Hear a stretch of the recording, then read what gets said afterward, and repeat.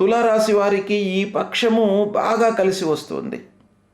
ఇండైరెక్ట్గా ఈ గ్రహస్థితి మూలకంగా మనకేం తెలుస్తుంది అనంటే, మీరు కొంత కష్టపడినట్టయితే, మీరు ఎఫర్ట్స్ పెట్టి పనులు చేసినట్టయితే 200% మీకు సత్ఫలితాలు కలిగే అవకాశం బాగా ఉంది అనేటువంటి విషయం మనకిక్కడ ఈ గ్రహస్థితి మూలకంగా తెలుస్తుంది.